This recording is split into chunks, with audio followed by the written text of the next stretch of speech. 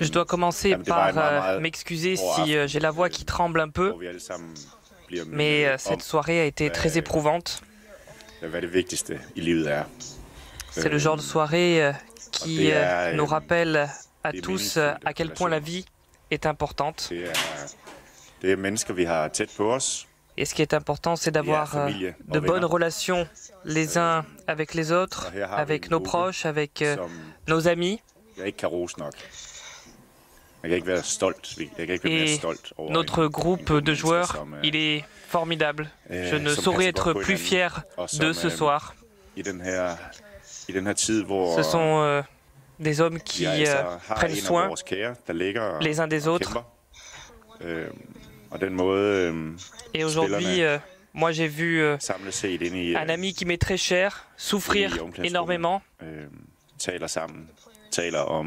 et voir la manière dont les joueurs ont parlé ensemble dans le vestiaire. Ils ont montré leur émotion et c'est eux qui ont pris la décision dans un premier temps de ne rien faire tant qu'on n'était pas certain que Christian allait bien, qu'il était conscient. Puis ensuite, deux possibilités se sont présentées à nous. On pouvait continuer le match ce soir ou jouer le lendemain à midi.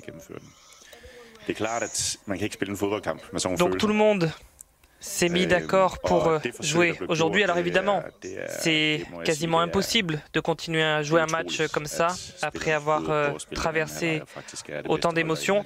Mais ce que les joueurs ont réussi à faire, à jouer cette deuxième mi-temps, c'est tout à fait incroyable. Ils ont même dominé. Je suis moi-même évidemment complètement bouleversé, d'autant plus que j'ai connu une situation semblable en tant que coach déjà, où on a presque perdu un joueur sur le terrain.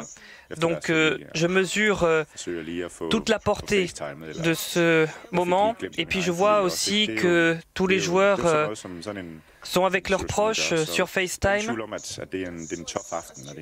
Et c'est ça que moi je retiens de cette situation. C'est une soirée éprouvante pour nous.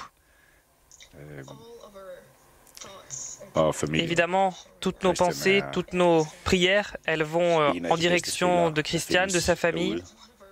C'est évidemment un de nos meilleurs joueurs, un des meilleurs joueurs au monde, et c'est aussi et surtout un homme formidable.